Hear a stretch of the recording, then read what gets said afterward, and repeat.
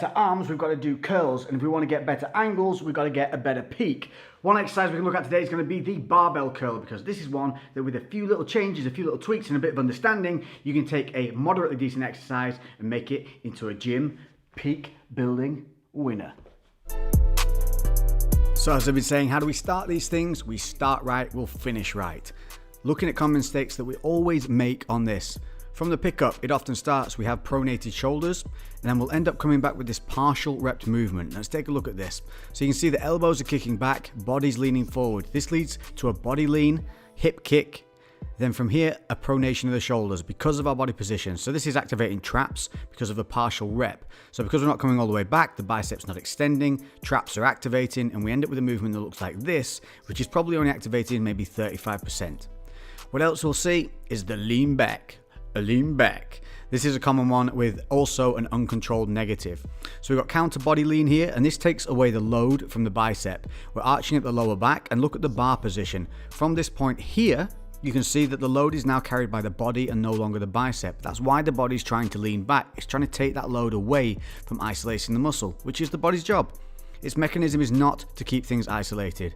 So what happens is we end up with a movement that looks something like this, or a combination of both. A release negative, uncontrolled positive, and a full lean back, which takes all the load and all the effort off the muscle we're trying to work.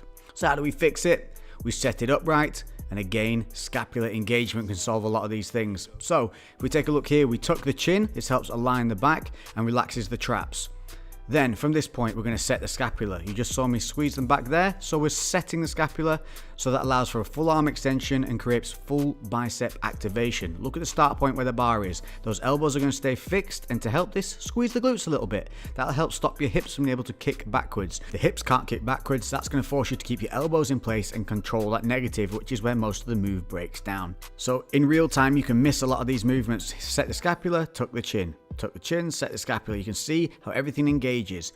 Then as we curl up, we've got no lean back. This forces all the load onto the bicep. Squeeze at the top. See how the back muscles stay engaged throughout, helping to stabilize the movement. A little squeeze of those glutes stops the hips kicking back on the negative, keeping those elbows in a fixed position, meaning we get maximum load on the biceps positive and negative part of the repetitions, which is going to build a better peak.